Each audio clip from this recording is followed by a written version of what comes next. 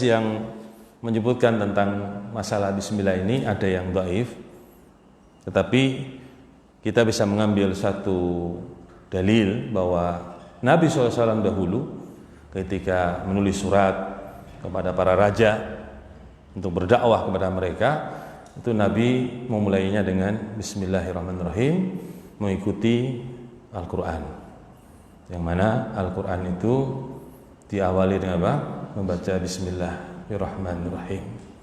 Ya, jadi demikianlah dalil yang bisa kita ambil dengan tulisan Syekh rahimahullah ta'ala. Kemudian dimulai dengan bismillah atau membaca Bismillahirrahmanirrahim. Ini ada berkaitan dengan sesuatu yang dihilangkan, dihapus. Ya. Jadi seorang memulai Bismillahirrahmanirrahim itu adalah memulai pekerjaan atau perbuatan. Makanya seorang mau mengerjakan suatu pekerjaan, makan namanya. Sebelum makan dia baca apa? Bismillah. Contoh. Atau yang lebih umum, seorang mau menulis sebuah tulisan, maka dia baca Bismillahirrahmanirrahim. Dalam rangka apa? Untuk mengambil keberkahan dari membaca Bismillahirrahmanirrahim. Itu maksudnya. Jadi kalau diistilahkan para ulama itu, umpamanya seorang mau menulis Bismillah u'allifu hala kauni. Jadi aku membaca bismillah, aku akan menulis dengan keadaanku ini. Musta'inan bidzikrihi, dalam rangka mohon pertolongan dengan menyebutkan namanya, mutabarrakan atau mutabarrikan bihi, dan dalam rangka mencari keberkahan dengan membaca Bismillahirrahmanirrahim. Baik ya, kalau kita memulai suatu pekerjaan dengan baca apa? Bismillahirrahmanirrahim. Bagus untuk memohon pertolongan kepada Allah dengan menyebutkan nama Bismillahirrahmanirrahim, dan juga sekaligus mencari keberkahan. Keberkahan itulah yang dicari dalam kehidupan ini. Ya, apapun yang kita kerjakan, keberkahan itulah yang kita inginkan. Kemudian kita langsungkan, di sana ada kalimat Bismi berarti isim ya, nama, dengan nama. Al-ismu itu secara bahasa yaitu as-sumu wal ulu. Ya. Wa qila minal wasm, dan dikatakan dari kalimat al-wasm yaitu al-alamah, tanda. Al-alamah, tanda. Jadi kalau as-sumu tinggi, al-ulu di atas. Juga dalam satu pendapat dikatakan al-ismu itu apa? Al-wasm atau al-alamah, tanda. Ini secara bahasa. Kemudian ucapan Allah, singkat saja, ringkas, diriwayatkan oleh sebagian besar ulama seperti Al-Imam Al-Kasai, kemudian Al-Farra dalam ahli bahasa. Kalimat Allah itu diambil dari kalimat al-ilahu. Al-ilahu dengan alif lam ma'rifah, al-ilahu. Kemudian hamzah yang ada pada kalimat al-ilah yang dikasrohkan, hamzahnya dihilangkan, dihapus. Kemudian diidghamkan lam dengan lam. Menjadi apa? Tasdid. Dibaca apa? Allahu. Jadi asal kalimat Allah itu dari kalimat al-ilahu. Kemudian hamzah yang kasroh, al-ilah, itu dihapus. Kemudian lam ketemu lam, maka diidghamkan dengan di musaddah, di tasdid. Maka dibaca apa? Allahu. Ini asalnya. Banyak komentar tentang masalah tulisan Allah ini, tapi kita cukup mengambil dari ucapan Al-Imam Al-Kasai dan Al-Farra dalam bahasa. Baik. Kemudian makna kalimat Allah itu banyak juga dan semuanya sama, kembali kepada satu makna. Di antaranya dari sanad dari Anid Dhahak rahimallah an Abdullah ibni Abbas radhiyallahu anhuma qala Allahu dzul uluhiyah wal ubudiyah ala khalqihi ajma'in, bahwa Allah itu adalah zat yang memiliki sifat untuk diesahkan dan zat yang hanya satu-satunya diibadahi atas seluruh makhluk. Jadi seluruh makhluk ini itu mereka mengesahkan Allah Subhanahu wa taala, zat yang maha tunggal, maha esa. Dan semuanya beribadah kepada Allah saja. Itu makna al-Allah atau Allahu, al-ilahu atau Allahu. Baik. Kemudian yang bisa kita ambil yaitu ucapan yang berikutnya Ar-Rahman. Bismillahirrahmanirrahim. Ar-Rahman ya. Ar-Rahman itu digandengkan dengan Ar-Rahim. Berarti kalau Ar-Rahman itu jatuh setelah nama Allah, para ulama sebagian besar menyebutkan sifat daripada Allah itu. Walaupun Ar-Rahman itu asalnya nama. Tapi karena dia digandengkan dengan kalimat lafaz Allah jatuh setelahnya, maka dikatakan sifat. Ya, sifat. Istilah sifat itu lebih umum dari istilah na'at. Sifat itu lebih umum dari na'at. Maka diistilahkan para ulama sifat daripada apa? Allah Subhanahu wa taala dari rangkaian kalimat Bismillahirrahmanirrahim. Baik.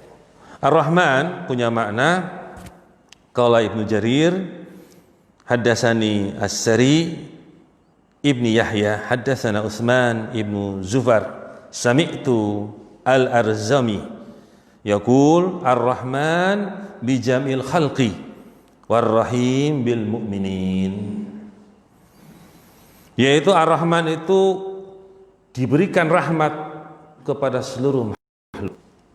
Memang betul Allah memiliki 100 rahmat dalam hadis yang sahih.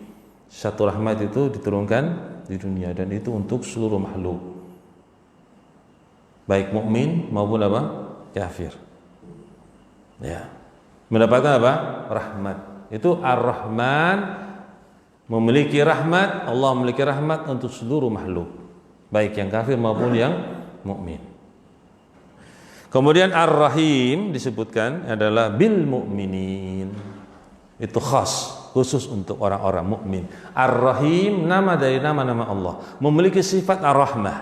Ar-Rahmah yang pada nama Ar-Rahim itu bil mu'minin, khas, khusus kepada kaum mukminin saja. Ya, dalilnya banyak sebenarnya dalam ucapan-ucapan ini.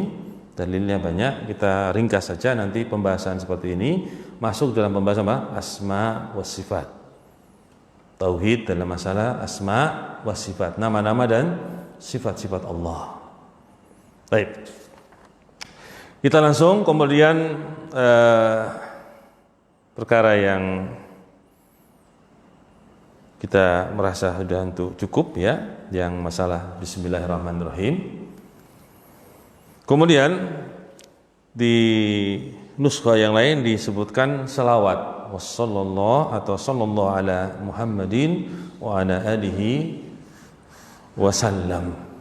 Ya, ini singkat saja, ringkas. Innallaha wa malaikatahu yusholluna ala nabi ya ayyuhalladzina amanu shallu alaihi wa sallimu taslima. Masyaallah.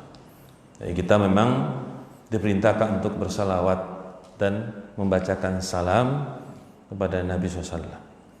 Di sini insyaallah di dalam penjelasan Ibnu Qayyim rahimahullah ya, dalam kitab Jala'ul Afham atau Bada'iul Fawaid ya, beliau jelaskan bahwa dimaksudkan dari salawat dalam penjelasan beliau yaitu doa ya, itu doa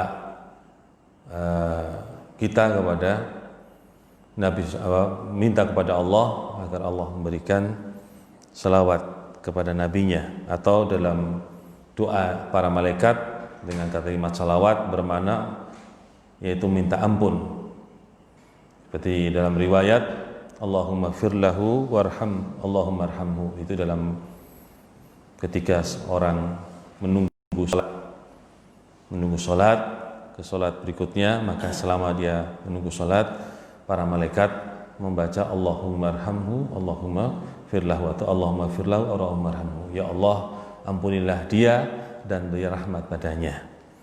Baik. Kemudian ucapan wa ala alihi, dan kepada keluarganya, ai atba'ihi ala dinihi, itu orang-orang yang mengikuti Nabi dalam masalah agama yang dibawa oleh Nabi SAW, itu agama Islam. Wa ala alihi, ya, ini dinaskan oleh Imam Ahmad rahimahullah di antara makna yang banyak. Jadi atba'i ala dinihi, ya, orang-orang yang mengikuti agama Nabi SAW. Taib. Dan juga pendapat yang lain, wa alai aktsaru ashab wa ala hadza fayashmalu ashaba wa ghairuhum minal mu'minin. Juga masuk pendapat yang lain pula, masuk para sahabat dan orang-orang mukmin selain mereka dari kalangan sahabat. Jadi katakan wa ala alihi itu juga bisa bermakna orang-orang yang mengikuti agamanya Nabi SAW atau para sahabat dan selain dari sahabat dari kalangan kaum mukminin. Soalnya ringkas ya, tak panjang-panjang, ringkas. Baik.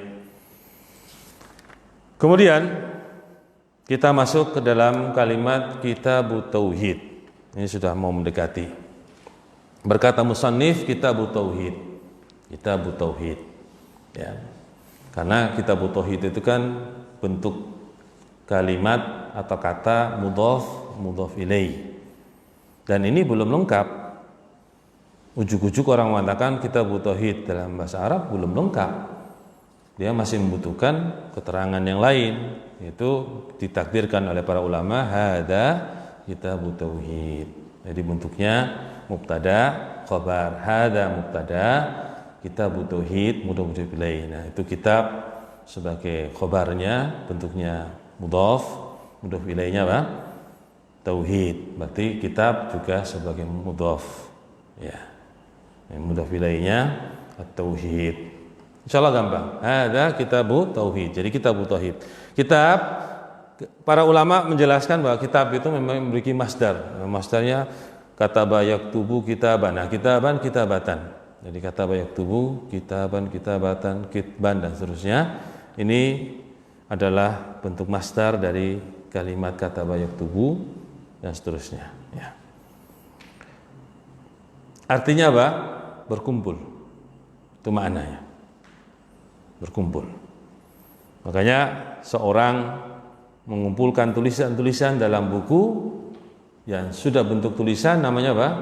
Kitab. Kitab maktub. Kitab itu sesuatu yang telah tertulis. Makanya apa yang di hadapan kita ini, namanya kitab seperti ini, namanya apa?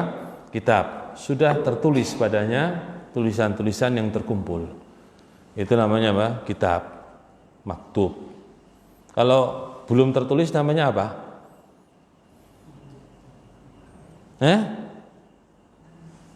Dusulugo. Dusulugo jilid 1. Buku tulis. Daftarun. Pernah dengar, Mas? Daftarun itu kan jadi bahasa Indonesia kan jadi daftar gitu. Nah, itu buku tulis. Ya, buku tulis belum ditulis, tapi kalau kitab telah tertulis. Ini namanya apa? Kitab. Baik. Kemudian ada, kita jelaskan sedikit kalimat tauhid, ya, at-tauhid. Wahada yuwahhidu tauhidan. Wahada yuwahhidu tauhidan. Jadi wazan fa'ala yuf'ilu apa? Taf'ilan. Tauhidan. Ya. Artinya apa? Disebutkan di situ artinya ja'ala syai' wahidah. Menjadikan satu itu menjadi satu. Itu namanya apa? Tauhid. Huwa maksudnya ifradullah. Maksudnya mengesahkan Allah. Mengesahkan Allah itu bisa dalam asma wa sifat, mengesahkan Allah dalam rububiyah, dalam masalah apa? Uluhiyahnya. Nanti 3 daripada tauhid. Dan insya Allah kitab ini kebanyakan dan umumnya membahas tentang tauhid dalam masalah ubudiyah atau uluhiyah. Nah, insya Allah kitab Fathul Majid atau kitab tauhid dengan penjelasan Fathul Majid. Baik, mungkin itu yang bisa kita sampaikan dari bentuk kalimat kitab tauhid. Berarti takdirnya apa? Hada kitab tauhid. Karena memang bahasa Arab itu sempurna. Kalau nggak sempurna harus datang takdirnya untuk menyempurnakan kalimat ini. Kalau hanya kitab tauhid belum sempurna. Ya. Jadi hada kitab tauhid. Baik, kita lanjutkan. Setelah itu kita langsung ke matannya. Matan kitab tauhid dan sekaligus penjelasan dalam kitab Fathul Majid. Syarahnya. Siapa penulis kitab tauhid? Syekh Muhammad Wahab. Enggak apa-apa, ini pengulangan saja. Siapa yang mensyarah kitab ini dalam kitab Fathul Majid? Antum. Kitab Fathul Majid ini siapa yang nulis? Syarah dari kitab tauhid. Syekh apa? Abdurrahman bin Hasan Al-Syekh. Ya. Atau nama lengkapnya Abdurrahman bin Hasan bin Muhammad bin Abdul Wahab. An-Najdi. Bukan Al-Wasabi. Al-Wasabi, Syekh Muhammad Al-Wasabi rahimahullah telah meninggal di Yaman. Ya. Yang menulis kitab juga kitab tauhid juga, tapi kitab tauhid sendiri di zaman ini. Rahimahullah. Baik, kita mulai. Qala al-musannif rahimahullah taala, telah berkata penulis, semoga Allah merahmatinya, yaitu Syekh Muhammad bin Abdul Wahab An-Najdi. Wa qaulullah taala atau wa qaulillahi taala, boleh dibaca dua, dengan baca qaulu dengan baca qauli, karena mengikuti ataf kepada kalimat sebelumnya, yaitu dibaca dengan dijarkan, yaitu kepada kalimat kitab tauhid at-tauhid, yang diikuti tauhidnya at-tauhid, yang dibaca wa qaulullahi atau baca wa qaulillahi, boleh. Wa ma khalaqtul jinna wal insa illa liya'budun, dalam surat Ad-Dariyat ayat 56. Dan tidaklah aku menciptakan jin dan manusia kecuali untuk mereka beribadah kepadaku. Baik, ini ayat yang sering kita dengar, ayat yang sering dibaca, dan menjadi satu pokok pondasi bahwa makhluk berupa jin dan manusia itu tujuan mereka diciptakan hanya untuk beribadah kepada Allah saja. Ini yang penting kita pikir, penting kita perhatikan. Baik, sini ada syarah keterangan, langsung syarah keterangan. Qala rahimallah bil jar atfun ala tauhid. Wa qaulillah, qauli dibaca dengan jar karena mengikuti kepada kalimat at-tauhid, yaitu pada kalimat kitabut tauhidi, baca dengan kasrah. Kemudian wa yajuz ar-raf'u 'alal ibtidai, dan boleh dibaca dengan dibaca marfu, qaulu. Qaulu itu karena dia memulai di depan, memulai suatu kalimat, itu namanya mubtada. Wa qaulillahi ta'ala, kemudian disebutkan firman-Nya. Baik. Qala Syekhul Islam, siapa itu? Ibnu Taimiyah rahimahullah taala. Syekhul Islam Ibnu Taimiyah rahimahullah taala. Al-ibadatu hiya ta'atullah bimtithali ma amara Allah bihi ala alsinati rusul.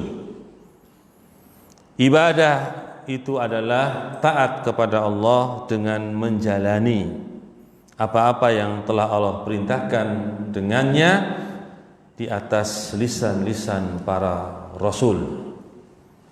Rasul-rasul itu menyampaikan dengan lisan-lisan mereka, mengajak kaum mereka untuk beribadah mentauhidkan Allah saja.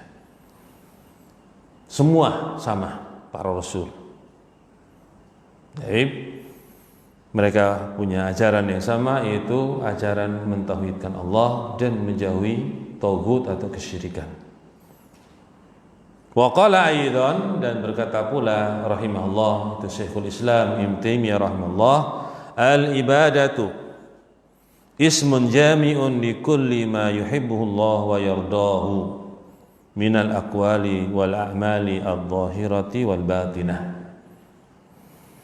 Yaitu nama yang mencakup kepada apa-apa yang Allah cintai dan Allah ridhoi dari bentuk ucapan-ucapan, perbuatan-perbuatan, baik yang tampak perbuatan tersebut, ucapan tersebut, maupun yang tidak tampak. Berarti pengertian ini mencakup semua perbuatan, amalan yang zahir maupun yang batin, itu semuanya Allah cintai dan Allah ridhai. Berarti berdasarkan apa? Syariat. Itu maksudnya. Jadi umpamanya amalan kita atau ucapan kita itu harus mencocoki syariat. Itulah yang dicintai Allah. Jadi kapan amalan atau ucapan itu dicintai menunjukkan ibadah? Karena apa? Dicintai oleh Allah dan diridhoi oleh Allah. Berarti sesuai dengan apa? Syariat. Kalau umpamanya ucapan amalan itu tidak sesuai dengan syariat, ya tidak dicintai oleh Allah, tidak diridhoi Allah. Mesti itu. Patokannya itu. Ya, makanya kita harus belajar ilmu, harus menuntut ilmu, memahaminya, ya, mengambil dari pemahaman-pemahaman yang benar dari para ulama salafun salih rahimahumullah, ahlus sunnah wal jamaah salafi. Mereka mengajarkan ilmu, kita ambil dari mereka pemahaman-pemahaman itu yang mereka mengambil dari orang-orang terdahulu sebelum mereka pula dalam memahami Alkitab dan sunnah Nabi sallallahu alaihi wasallam. Ya. Saya dicamkan ini ya, ibadah itu mencakup amalan batin dan amalan zahir. Gak boleh antum hanya batin tok. Kecuali dalam kondisi-kondisi tertentu nanti ada pengecualian. Ya, ada pembahasan tertentu. Tapi secara umum ibadah itu adalah zahir dan batin. Panjenengan, kebiasaan panjenengan. Kalau antum beribadah, sholat mamanya, antum mengerjakan sholat gerakannya benar sesuai sunnah, tetapi batin panjenengan, batin antum itu tidak meyakini tentang kewajiban sholat, berarti tidak teranggap apa? Ibadah. Jadi harus zahir dan apa? Batin. Jadi ibadah itu dibangun di atas dua fondasi ini, di atas batin dan zahir pula harus sama. Karena kalau orang-orang munafik itu tidak beribadah kepada Allah. Orang munafik itu mereka sholat, tetapi batinnya, hatinya tidak meyakini tentang apa? Kewajiban sholat. Sehingga mereka bukan disebut orang yang beribadah kepada Allah. Atau batinnya saja, zahirnya tidak. Yang penting begitu datang waktu sholat, eling terhadap sholat, di batinnya selesai sholat. Berarti tidak perlu zahir mengerjakan ibadah sholat. Ini juga tidak boleh seperti itu. Jadi ibadah itu harus zahir dan batin. Itu contoh sholat. Yang lain sama. Puasa wajib 5 waktu, puasa sebulan, yaitu syahrul Ramadan.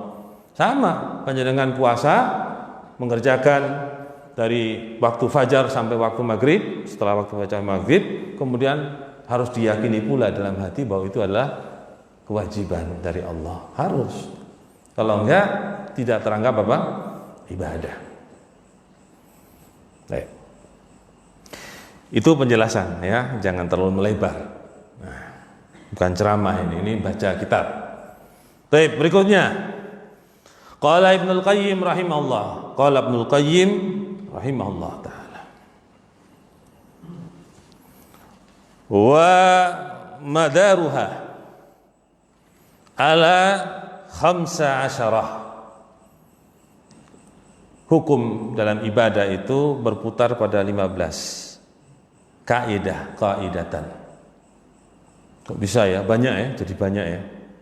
Baik. Man kammalaha kammala maratibal ubudiyah.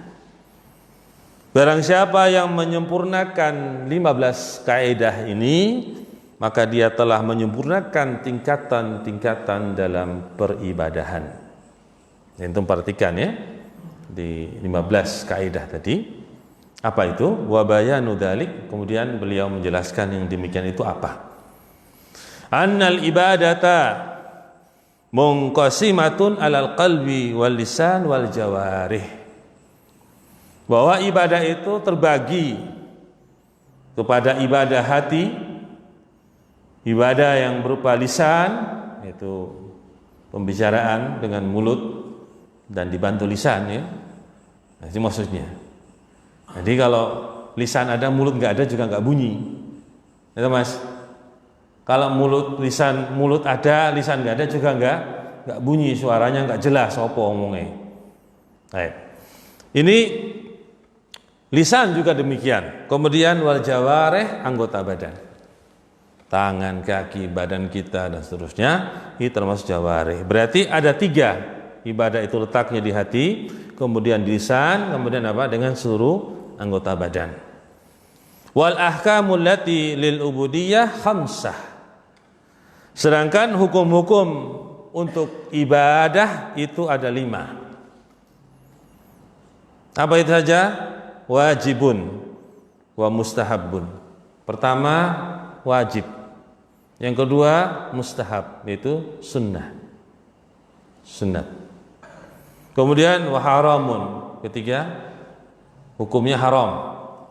Keempat, wa makruhun. Perkara yang dimakruh, yang dibenci, yang tidak.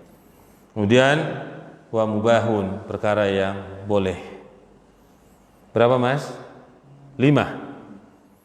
Wajib, mustahab, haram, makruh, mubah. Ini hukum. Semua ini masukkan ke dalam ibadah hati, lisan dan jawarih, harus semuanya. Paham ya? Menjadi berapa Mas? 15. Itu yang harus kita bangun ibadah kita pada hukum-hukum yang ada, dengan ibadah yang terbagi atas ibadah lisan, yaitu ibadah hati dan ibadah jawarih. Baik. Kemudian dikatakan di sini, wa hunna likulli wahidin minal qalbi wal lisan wal jawarih. Maka semua hukum-hukum tadi, 5 tadi, bagi setiap satunya itu dari ibadah hati masuk padanya juga, ibadah lisan juga, ibadah jawarih pula. Kewajiban salat, wajib. Wajib Mas. Maka antum harus yakin dalam hati.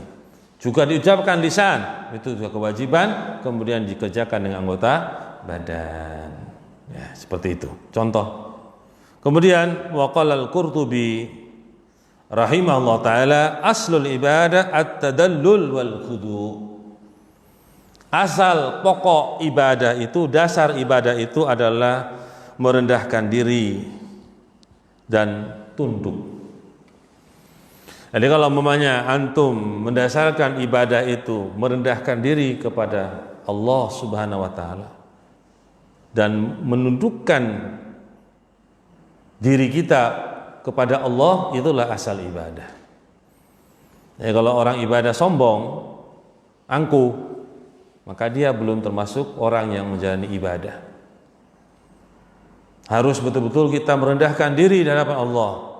Kita tuh fakir, Ya ayuhan nas antumul fuqara ilallah. Wahai sekalian manusia, kalian itu adalah orang-orang yang membutuhkan Allah.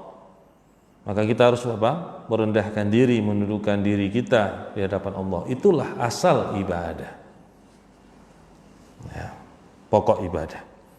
Wa summiyat wadhaifu syar'i 'alal mukallifin. Ibadat li'annahum yaltazimunaha wa yaf'alunaha khadi'ina mutadallilina lillah. Taib. Dinamakan demikian karena itu merupakan tugas syariat atas orang-orang yang dibebani, yaitu ibadah-ibadat yang mereka kerjakan karena sungguhnya itu sesuatu yang mereka lazimkan, yang mereka kerjakan, yaitu dalam keadaan merendahkan diri kepada Allah Ta'ala saja. Jadi ketika kita mengerjakan suatu ibadah, baik yang wajib maupun yang sunat, yang mubah, semua itu dalam rangka tunduk, merendahkan diri di hadapan Allah. Jangan sekali sombong. Ibadah. Apakah ibadah yang sunat bisa masuk kepada syirikan? Iya, bisa. Antum ibadah sunat, contoh lagi sholat namanya. Sholat sunat, hukumnya apa? Sunat kan? Tapi antum ibadah itu dalam rangka untuk apa? Biar dilihat manusia. Masuknya syirik apa ini, Mas? Asghar dulu. Masih asghar ya. Ya. Tapi kalau ibadah yang antum lakukan itu semata-mata untuk manusia saja, tidak beruntung kepada Allah, menjadi ibadah apa ini? Syirik akbar. Karena tidak ada ketundukan dalam beribadah kepada Allah, itu merendahkan diri Allah untuk orang lain, untuk selain Allah. Hati-hati. Bersedekah yang sunat saja. Ketika sedekah, biar dibilang orang apa? Penderma. Ini namanya bukan tunduk, bukan menundukkan atau sesuatu itu karena Allah, maka dia menjadi syirik apa? Syirik apa, Mas? Biar didengar. Asghar, masuk asghar. Ya. Nanti syirik akbarnya nanti jalan-jalan menuju syirik akbar itu jadi syirik asghar itu sendiri. Ya. Dari nanti pembahasannya nanti, insyaallah nanti ada pembahasan sendiri di kitab ini. Baik, untuk melanjutkan wa ma'nal ayah, maka makna ayat ini yaitu ayat wa ma khalaqtul jinna wal insa illa liya'budun. Anna Allah Ta'ala akhbara annahu ma khalaqal jinna wal insa illa liibadatihi. Sesungguhnya Allah Ta'ala yang maha tinggi memberikan pengkabaran sesungguhnya apa yang Allah Subhanahu wa Ta'ala menciptakan jin dan manusia itu, tidaklah Allah menciptakan jin dan manusia itu kecuali untuk beribadah kepadanya saja. Masya Allah ya. Ma nuktah atau nuktah illah, berarti di situ menunjukkan apa? Kepada satu yang dibatasi saja. Hasr. Tidaklah jin dan manusia itu diciptakan kecuali apa? Hanya untuk beribadah kepadanya. Ini perlu kita pegang. Karena memang kitab ini kitab tauhid, membahas masalah mengesahkan Allah dalam setiap peribadahan kita. Sampai yang kita sekarang berada padanya di majelis ta'lim ini, kita datang itu belajar ilmu itu dalam rangka apa? Mencari apa? Wajah Allah, mencari keridhaan Allah, karena Allah. Itu ibadah. Tidaklah kita semua diciptakan kecuali hanya ibadah kepada Allah, termasuk majelis ta'lim ini. Yang ngomong maupun yang dengar sama, dalam rangka mencari wajah Allah. Ya. Kalau dikalimatkan lebih lengkap sebagai tambahan saja, dan ini akan dapatkan bahwa kita beramal apapun itu untuk mencari apa? Mencari negeri akhirat. Semua yang kita kerjakan itu untuk negeri apa? Negeri akhirat. Karena Allah dan mencari negeri akhirat. Harus ada tambahannya. karena Allah dan untuk mencari negeri akhirat. Karena ada orang yang beramal dalam kitab ini pula nanti di pertengahan ke sana, orang yang beramal untuk dunia. Ada babnya. Ya. Itu ada beberapa tingkatan-tingkatan orang beramal. Pertama, orang beramal karena Allah. Karena Allah dia. Tetapi bukan juga mendapatkan negeri akhirat. Dia beramal karena Allah, kemudian biar nanti anak saya, istri saya itu terjaga. Biar harta saya ini tetap apa? Tetap langgeng. Ini tingkatan orang beribadah karena Allah, tetapi biar nanti hartanya apa? Terjaga. Biar anak istri saya selamat dari musuh. Ini tingkat ibadah yang belum sampai kepada apa yang diinginkan oleh syariat kita. Jadi apa yang diinginkan adalah karena Allah dalam rangka mendapatkan negeri akhirat. Namanya antum salat duha. Salat duha nggih? Salat duha itu punya pahala. Di antaranya dimudahkan apa? Rezeki. Antum duha, salat duha itu karena Allah mendapatkan pahala, dimudahkan rezeki itu dalam rangka mendapatkan negeri akhirat. Itu maksudnya. Tentu. Contoh lain. Raka'atul fajri khairum minad dunya wa ma fiha. Hadis sahih. 2 rakaat sebelum subuh, salat subuh yang wajib, 2 rakaat salat sunatnya itu lebih baik dari dunia dan seisinya. Lebih baik dari dunia dan seisinya itu yang antum dapat pahala lebih baik dari seisinya itu untuk apa, Mas? Untuk akhirat. Nanti yang dibalas di mana? Dibalas di akhirat nanti. Jadi semua itu akan dibalas di akhirat. Yang antum kumpulkan semua dari ibadah-ibadah yang ada. Karena Allah dan menggunakan negeri akhirat. Ini tujuan ibadah yang seperti itu. Harus ditambahkan sedikit. Dengan nanti kamu seperti gerakan-gerakan yang banyak itu, ya, kok biar ini nanti tambah ini. Itu tujuan dunia. Karena Allah dan untuk mendapatkan negeri akhirat. Paham? Ya, pahami itu. Itu pembahasan di sini ada. Makanya antum belajar kitab tauhid ini, insya Allah dipahami dengan baik, diikuti dengan baik, itu bisa memperbaiki akidah kita yang benar. Ya. Karena memang pahala dijanjikan oleh Allah, kadang Nabi, tapi tujuan pahala itu untuk kita dengan pahala tadi negeri akhirat. Paham ya? Nah, antum mungkin selama ini mungkin bisa jadi keliru, bisa jadi. Dan anak pun juga selama ini agak keliru, bukan agak keliru. Setelah mempelajari kitab tauhid beberapa kali baru mengerti mudeng.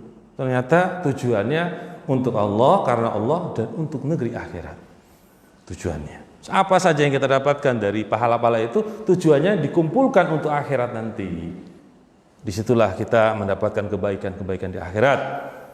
Ya, menambah derajat kita di akhirat nanti. Dipahami ya?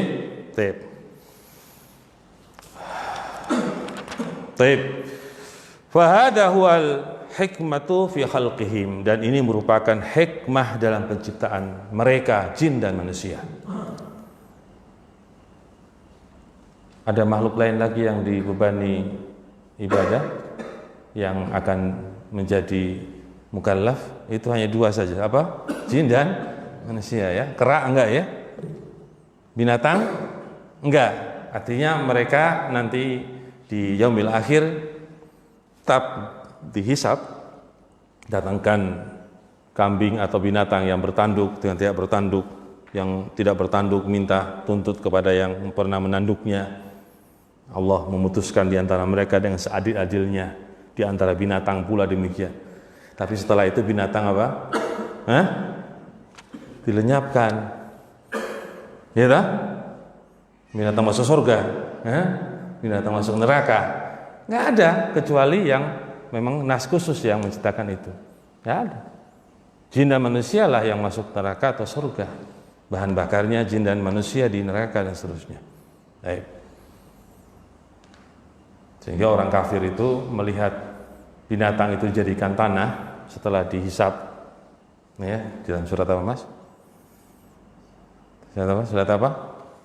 Yang terakhir dari surat apa terakhir? Terakhir dari surat dari apa? Juz 30 An-Naba, ya. Ya. Jadi yaqulu ya laitani kuntu turaba.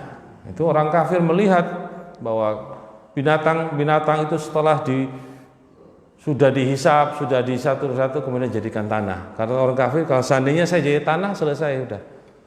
Saya tidak ada masalah lagi di api neraka. Karena saya manusia, maka terus ada perjalanan selanjutnya kemudian masuk apa? Api neraka. Kemudian aku berkata si Abdurrahman bin Hasan, wahia al-hikmatu asyariyatu adiniyatu. Ini merupakan hikmah asyariyah adiniyah. Ya, ada hikmah apa? Asyariyah adiniyah, ada hikmah apa?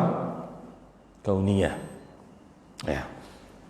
Insya Allah akan datang penjelasan pada tulisan beliau yang terakhir, tapi beliau meringkas.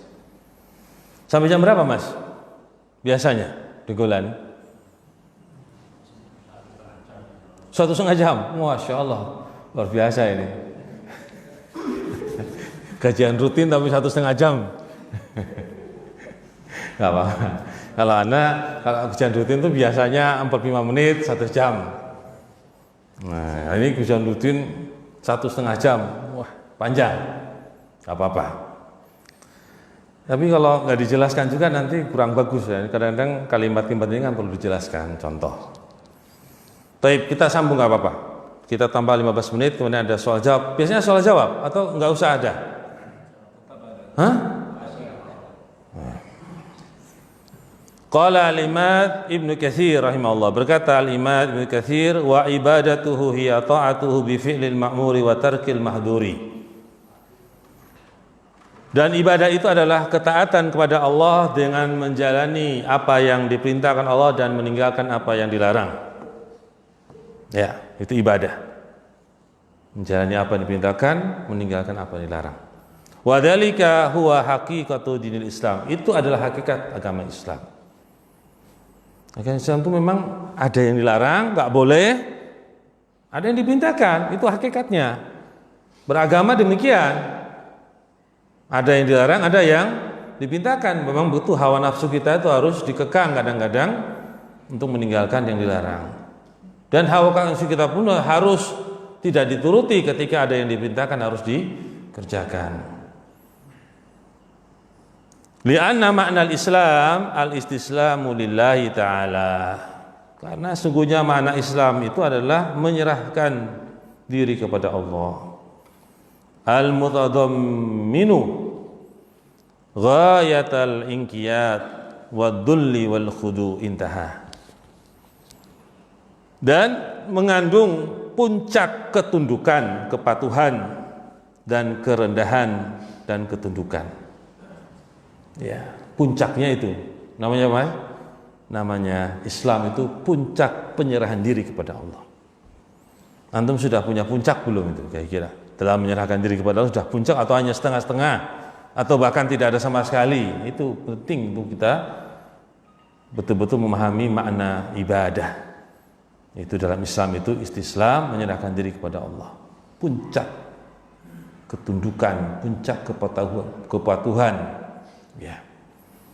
Wa qala aidan fi tafsir hadil ayah. Kemudian juga Ibnu Katsir berkata dalam ayat tafsir ayat ini pula, wa makna ayah, dan makna ayat ini, annallaha ta'ala khalaqal khalqa liya'buduhu wahdahu la syarikalah. Allah menciptakan makhluk ini agar makhluk itu beribadah kepada Allah saja, tidak serikat bagi Allah.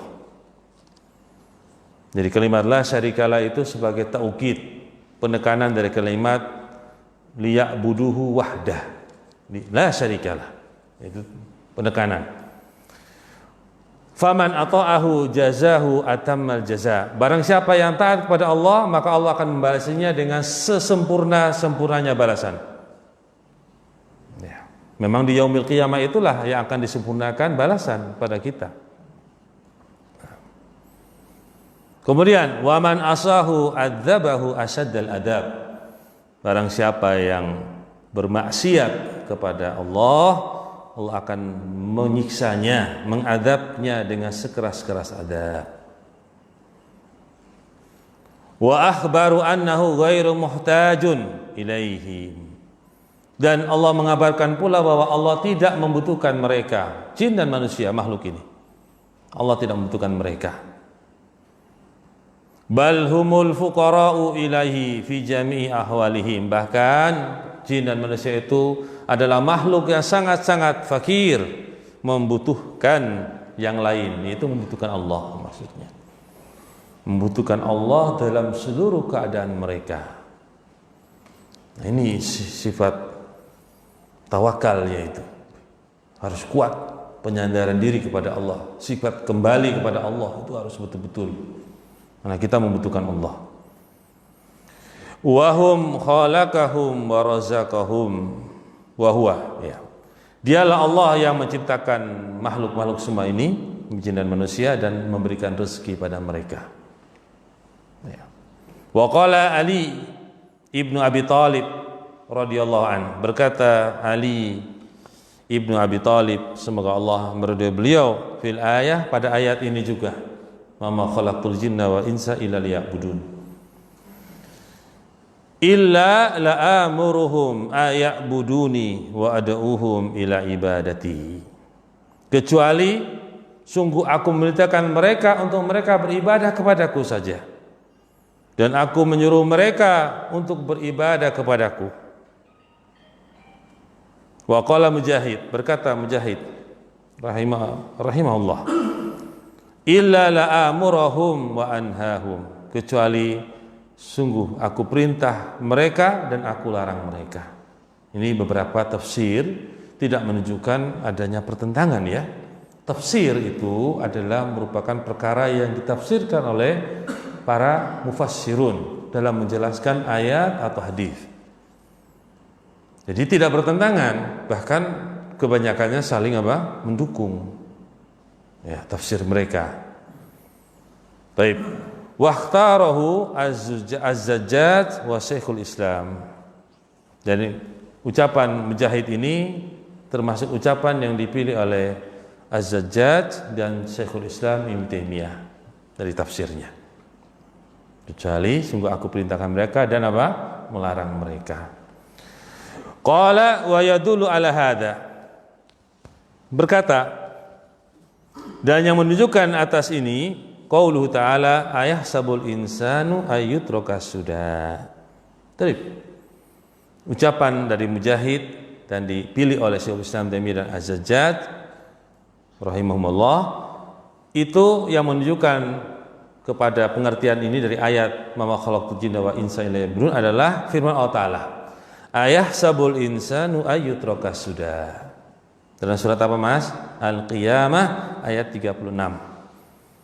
Apakah manusia menyangka bahwasanya mereka dibiarkan begitu saja seperti hewan, binatang itu? Enggak. Manusia itu diperintah dan dilarang. Betul enggak? Manusia itu kan tidak dibiarkan begitu saja, tapi diperintah dan dilarang. Qala Syafi'i rahimahullah la yu'maru wa la yunha. Berkata Imam Syafi'i rahimahullah dari ayat sabul insan itu sudah, Syafi'i mengatakan tidak diperintah dan tidak dilarang. Apakah manusia itu menyangka mereka itu tidak diperintah dan tidak dilarang? Jawabannya apa?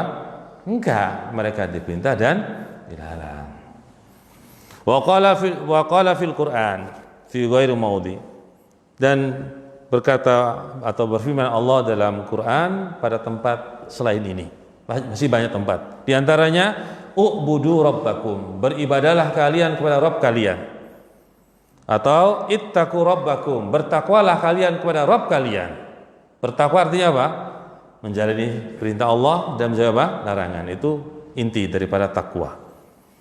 Faqad amarahum bima khuliqulah, sungguh mereka telah diperintahkan untuk dengan apa yang telah sungguh Allah telah memerintahkan mereka dengan apa yang telah diciptakan baginya. telah diciptakan mereka untuknya. Wa arsala ar-rusula bidzalik, dan Allah telah mengutus para rasul untuk perkara ini. Karena para rasul itu ditugaskan untuk memerintahkan umatnya manusia, jin dan manusia untuk beribadah kepada Allah saja. Ya. Wa hadzal makna, dan ini makna atau makna ini huwallazi qusida bil ayah qat'an. Ini makna inilah yang dimaksudkan dengan ayat ini secara jelas. Itu manusia dan jin untuk beribadah pada Allah saja, jelas. Wa huwa alladhi yafhamuhu jamaahirul muslimin wa yahtajjuna bil ayah alaih. Dan inilah yang dipahami oleh kebanyakan kaum muslimin, jamaahir, banyak sekali kaum muslimin, dan mereka berhujjah dengan ayat ini tentang memang manusia dan jin itu diciptakan hanya untuk beribadah kepada Allah, yaitu mentauhidkan Allah Subhanahu wa taala dalam setiap peribadahan mereka. Wa qala atau qala wa hadil ayah tusbihu qaulahu ta'ala. Ayat ini menyerupai seperti mirip dengan firman Allah Ta'ala yang lain. Wa ma arsalna mir rasulin illa liyuta'a biidnillah. Dan tidaklah kami mengutus dari seorang rasul kecuali untuk ditaati dengan izin Allah. Thumma qad yuta' wa qad apa? Yu'sa. Sungguh manusia itu kadang ada yang taat, ada yang bermaksiat, padahal sudah diperintahkan untuk apa? Taat kepada Allah. Tapi terkadang mereka ada yang taat, ada yang bermaksiat. Nah, ini masuk ke dalam pembahasan tadi apa? Ada hikmatus syariah diniyah sama hikmatus apa? Kauniyah. Itu masuk ke sana. Pembahasannya seperti itu. Jadi panjenengan atau kita semua, antum itu jangan kemudian merasa bahwa apa yang Allah cintai itu pasti terjadi pada setiap orang. Belum tentu. Makanya terkadang manusia itu ada yang taat, ada yang bermaksiat walaupun sudah diajarkan pada mereka kebenaran. Nah, nanti kita akan jelaskan kalau waktu cukup. Kemudian wa huwa subhanahu, dan dialah Allah, lam yakul innahu fa'alal awwal wa huwa khalaqahum liyaf'ala bihim kullihim thani wa huwa ibadah. Karena Allah tidak berkata yang demikian. Sesungguhnya mereka mengerjakan yang pertama, sedangkan Allah telah menciptakan mereka untuk mengerjakan seluruhnya yang kedua. Yaitu pertama Allah menciptakan mereka, kemudian apa? Dalam rangka apa? Yang kedua untuk beribadah kepada Allah, maksudnya. Wa huwa ibadatuhu. Walakin dzakarul awwal liyaf'aluhum tsani. Akan tetapi Allah menyebutkan yang pertama agar supaya mereka mengerjakan yang kedua, yaitu ibadah. Fayakunu humul fa'ilin lah. Maka jadilah mereka orang-orang yang mengerjakan ibadah kepada Allah, hanya Allah, beribadah hanya karena Allah. Fa yahsulu lahum bi fi'lihi sa'adatuhum, maka terhasilkan kepada mereka dengan perbuatannya kebahagiaan mereka. Jadi kalau mereka menjalani ibadah itu dengan ibadah yang benar sesuai syariat, dengan mentauhidkan Allah, maka mereka mendapatkan kebahagiaan. Wa yahsulu ma yuhibbuhu wa yardahu minhu wa lahum. Maka mereka akan memperoleh apa yang Allah cintai dan Allah ridai, dan itu bagi mereka pula. Betul enggak, Mas? Jadi ketika mereka beribadah itu menghasilkan ridha dan cinta Allah, itulah bagi mereka. Mereka mendapatkan apa yang Allah janjikan. Wa yashhadu li hadzal ma'na, maka yang menjadi saksi atau dalil kepada makna ini pula mata tawatarat bihil al ahadits, telah mutawatir hadis-hadis dalam masalah ini yang banyak. Ya. Fa minha, diantaranya ma akhrajahul Muslim fi sahihi, apa yang telah dikeluarkan Muslim dalam kitab sahihnya, an Anas ibn Malik radhiyallahu an ani Nabi sallallahu alaihi wasallam qala yaqulullah ta'ala li ahwani ahli nar adaban. Ya, Anas bin Malik ya. seorang sahabi yang masih anak-anak, ya, kemudian dia menjadi apa? Pembantu Nabi SAW selama 10 tahun. Ya. Dia mengatakan dari Nabi SAW bersabda, Allah berfirman, berarti hadis qudsi, tentang penduduk ahli neraka yang paling ringan adabnya, siksanya. Lau kanat laka dunya wa ma fiha. Allah berfirman kepada penduduk yang penduduk neraka yang paling ringan adabnya. Seandainya bagimu dunia dan apa yang ada padanya. Akunta muftadiyan biha, apakah engkau akan menjadi bisa menebus dirimu dengannya? Engkau memiliki dunia di sisinya. Apakah dengan dunia seisi tadi bisa menebus dirimu dari siksa api neraka? Fayaqul, nah, maka si ahli nar ahwan itu mengatakan iya. Fayaqulu, maka Allah berfirman, qad aradtu minka ma huwa ahwanu min hada. Maka sungguh aku menginginkan darimu apa yang lebih ringan dari siksa ini. Wa anta fi sulbi Adam, sedangkan engkau masih berada saat itu di tulang rusuknya Adam. Jadi ketika kamu masih di tulang rusuknya Adam saja, saya sudah menginginkan engkau itu lebih ringan adabnya. Alla tusyrika bi, yaitu engkau tidak menserikatkan aku. Itu yang aku inginkan. Ahsabuhu, kemudian perawi ragu-ragu. Maknanya ragu-ragu menyampaikan kalimat dari Nabi, dari apa yang didengar dari para perawi hadis yang lain. Qala wala adkhalaka nar, dan aku tidak akan memasukkan engkau dalam neraka. Fa abaita ila syirik, tetapi engkau itu enggan apa yang aku inginkan. Demikianlah kadang Allah menginginkan kepada kita kebaikan, tapi kita sendiri yang apa? Enggan. Jadi ada yang taat, ada yang bermaksiat. Fahada al-musyrik qad khalafa ma aradahu Allah Ta'ala. Terkadang seorang yang musyrik tadi terkadang menyelisihi apa yang Allah inginkan padanya. Allah inginkan dia masuk ke dalam surga, tidak boleh masuk neraka, ternyata dia sendiri yang enggan dan melakukan apa? Kesyirikan. Taib. Min tauhidihi, dari mengesahkan Allah.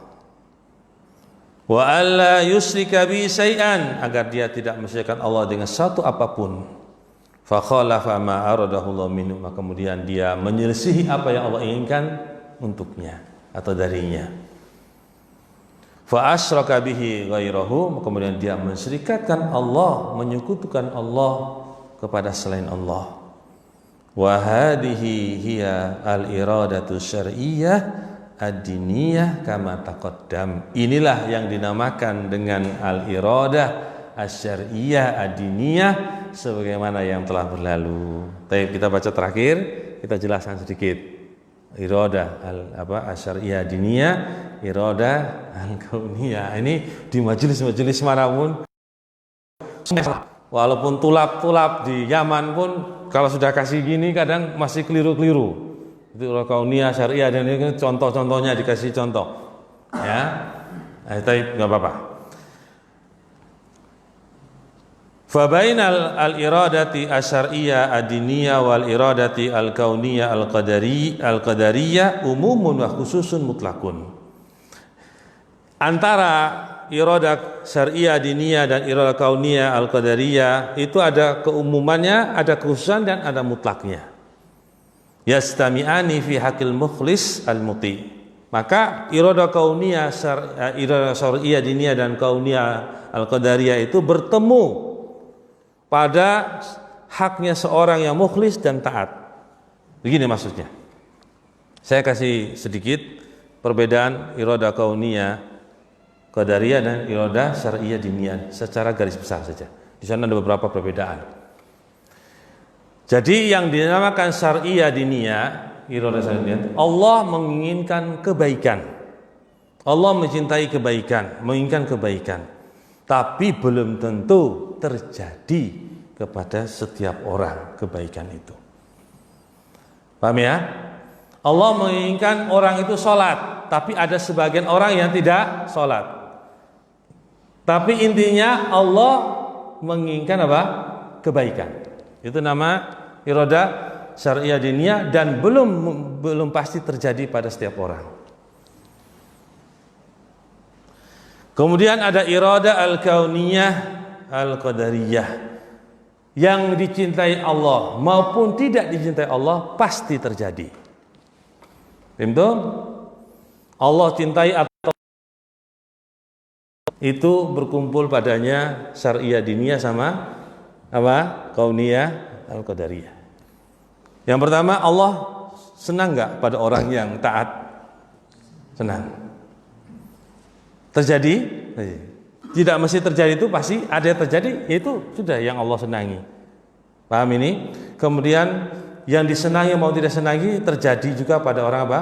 Mukhlis, berkumpul padanya. Paham ya? Wa tanfaradu al-iradah al-kauniyah al-qadariyah fi haqqil 'asi. Dan bersendirian iradah kauniyah al-qadariyah itu pada hak seorang yang bermaksiat. Yang bermaksiat itu Allah cintai enggak? Enggak. Berarti otomatis tidak masuk dalam syariah diniyah. Kalau yang syariah diniyah itu pasti yang Allah sukai, tapi bisa terjadi, bisa tidak terjadi. Kemaksiatan apakah Allah cintai?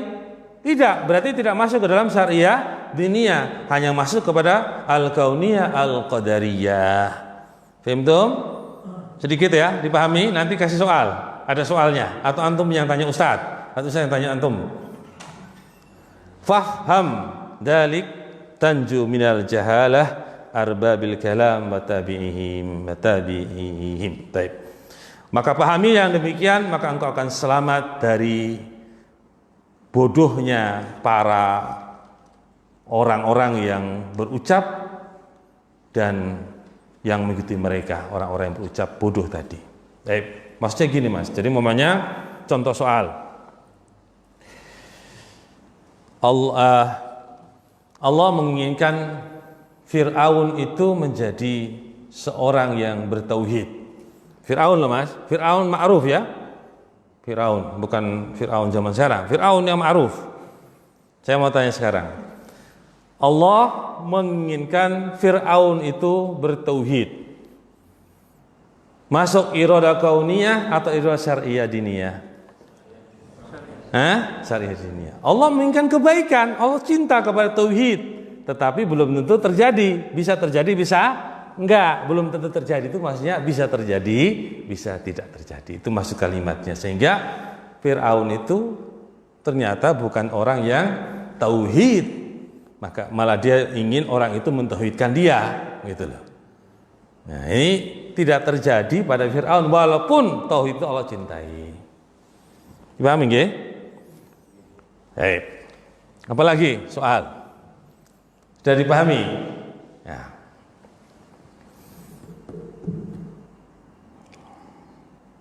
Allah menginginkan Abu Bakar As-Siddiq radhiyallahu an menjadi seorang muslim. Siapa yang menjawab? Syariah, diniyah dan kauniyah. Gampang kan? Nah, ya. Oke, baik.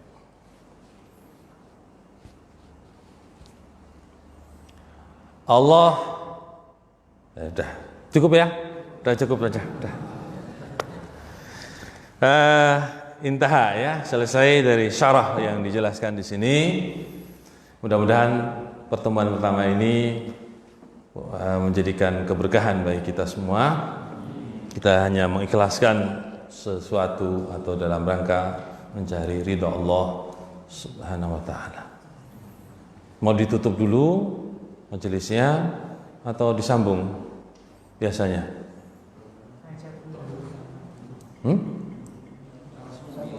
Sambung aja. Ya monggo. Monggo. Sudah tinggal sedikit. Tak panjang. Kalau nggak ada tanya bagus, malah yang tanya tutup. Kalau yang tanya juga belum tentu dijawab loh Mas. Ya. Kan pembahasan yang terakhir tadi kan berkaitan dengan takdir ya. Lu sempat ingat dulu saat menyampaikan dulu sekali kan? Siapa yang menyampaikan? Antum dulu. Wah, udah bahaya ini sudah diungkit-ungkit lagi ini. Memberikan garis besar agar memahami takdir itu tidak terjatuh dalam Jabariyah maupun Qadariyah, itu seperti apa? Baik. Sepertinya pernah menyampaikan. Begitu. Jadi memahami takdir itu sebenarnya ada pokok-pokok yang perlu kita pahami, dan ini bukan kata ustadz, ini kata para ulama ya. Yang pertama bahwa kita mengatakan bahwa ilmu Allah itu meliputi seluruhnya. Jadi Allah mengetahui seluruhnya, apa yang akan terjadi, apa yang sudah terjadi, apa yang sedang terjadi. Nah, itu ilmu Allah. Kita harus pahami itu. Yang kedua, bahwa kehendak Allah itu meliputi kehendak makhluknya. Ini dipahami dulu. Kehendak Allah itu meliputi kehendak makhluknya. Jadi Allah menciptakan kehendak itu pada diri-diri kita, tetapi apa yang dikehendaki oleh makhluk itu juga Allah meliputi kehendaknya itu dengan kehendak Allah. Paham tuh? Jadi tidak akan keluar dari itu. Kemudian yang berikutnya, yang ketiga, bahwa seluruh sesuatu di alam raya ini semuanya itu adalah makhluk. Selain Allah itu makhluk. Jadi Allah itu khalik, selainnya apa? Makhluk. Allah ciptakan semuanya. Kemudian yang keempat, bahwa telah tercatat semua apa-apa yang akan terjadi sampai yaumil qiyamah, yaitu di Lauhul Mahfuz. Ketika Allah menciptakan pena, kolam, uktub, kemudian ditulis semua apa yang terjadi pada kita semua. Nah, empat pokok inilah yang akan kemudian kita tidak akan terjatuh dalam kelompok Jabriyah maupun kelompok apa? Qadariyah. Contoh, kelompok Qadariyah datang, mereka menolak apa? Takdir. Iya, Qadariyah menolak takdir ya. Kalau nggak lupa loh Mas, tolong dibenarkan. Ini tanya jawab nanti Ustaz share langsung ini. Qadariyah menolak takdir. Takdir nggak ada kata mereka. Jadi kalau mamanya orang bermaksiat, ya itu takdir Allah. Saya tidak berdosa karena takdir Allah kok. Jadi orang mencuri, takdir Allah itu. Karena takdir Allah katanya. Tentang Umar bin Khattab, ada orang yang mau dipotong karena mencuri. Dia bilang, "Ya Umar, ini takdir Allah ini." Kata Umar, "Sekarang saya mau motong tanganmu juga takdir Allah." Kenapa? Umar jawabnya dengan ringkas, padat, dan berisi. Ini saya mau motong kamu, mau tangan kamu juga takdir Allah. Nah, itu. Kemudian Jabariyah sepertinya mau pertengahan dia. Yaitu apa? Dia mengaku takdir Allah ada, tetapi dia tidak menjalani apa? Syariat Allah. Takdir dia bilang. Takdir Allah, memang demikianlah takdir. Saya mengaku takdir tapi tidak menjalani apa? Syariat Allah. Jadi bagaimana orang mengaku takdir tidak menjalani syariat piye? Kalau menolak takdir jelas ya, muntah-muntah. Nah, ini mengaku takdir tapi tidak menjalani syariat Allah. Gimana coba? Maka untuk menjawab kedua ini yang jelas, kalau yang Qadariyah jelas menolak takdir selesai. Ya, kita tidak sependapat orang menolak takdir. Padahal dalam Quran, hadis disebutkan tentang takdir. Ya, inna kulla syai'in khalaqnahu biqadar. Banyak sekali ayat-ayat hadis Rasulullah tentang takdir. Kemudian kalau Jabariyah ini bagaimana coba? Kita menjawabnya. Gampang sebenarnya, para ulama memberikan contoh saja. Sekarang ada racun dan apa? Madu, biasanya gitu aja. Madu dan racun. Di depan kita sudah tahu ini racun mematikan. Ini madu enak. Suruh pilih mana Ustaz? Ya tentunya kalau saya minum, saya pilih yang madu, nggak racun. Itu Mas, percaya takdir? Saya. Takdir, Allah takdirkan kamu mau mati atau enggak, takdirkan kamu sakit atau takdirkan. Saya juga belum tahu takdir saya ini, belum tahu. Kalau siapa yang tahu takdir kan belum tahu. Saya milih yang mana? Madu. Kenapa milih yang madu? Saya milih yang baik, yang menyelamatkan. Ikhtiarnya apa? Syariat memerintahkan kita untuk apa? Tidak membinasakan diri kita. Kita sendiri yang selamat, karena kita tahu racun itu mematikan atau minimal membuat kita mungkin sekarat. Kita ambil yang apa? Madu, minum, menyelamatkan. Betul enggak? Nah, jadi kita menjalani apa? Syariat. Sekarang Allah Subhanahu wa taala mengabarkan kepada kita bahwa orang-orang yang meninggalkan sholat dengan sengaja, mengejek ayat-ayat Allah, atau dia demikian-demikian akan diadab oleh Allah. Kemudian kamu sudah mendengar itu, kamu tidak mengambil jalan apa? Selamat, tidak menjalankan apa? Syariat Allah. Ya enggak. Harus menapa? Mengambil jalan apa? Selamat. Contoh lagi, seorang di tengah jalan mamanya, ada kendaraan lewat. Dia bilang ini sudah takdir ini. Kendaraannya besar. Truk lewat situ. Dia bilang sudah takdir ini, takdir mati-mati enggak gitu. Ternyata begitu truknya mendekati, dia lari. Menyelamatkan apa? Diri. Bahkan kalau sudah telat, terjun badannya, karena lari sudah nggak bisa, lompat, terjun. Ini menyelamatkan diri enggak? Kenapa dia pilih selamat? Padahal dia bilang takdir, pilih selamat apa? Harus menjalani apa? Suatu keselamatan. Itu contoh saja. Tapi dalam syariat kan banyak. Kita itu menjalani apa? Suatu perkara-perkara yang baik, yang menguntungkan dan seterusnya. Paham ya? Berarti tidak terjadi orang Qadariyah maupun apa? Jabriyah. Itu dan Ahlussunnah wal Jamaah kelompok yang pertengahan, yaitu mengakui adanya takdir, qadha Allah kapan terjadinya, takdir terletapkan, qadha kapan terjadinya, kemudian apa? Juga menjalani apa? Syariat Allah Subhanahu wa taala. Baik, itu yang pertengahan. Mungkin begitu aja cukup? Dua pertanyaan cukup. Ya, wallahu a'lam bishawab. Subhanakallahumma wa bihamdika asyhadu an la ilaha illa anta astaghfiruka wa atubu ilaik. Assalamualaikum warahmatullahi wabarakatuh.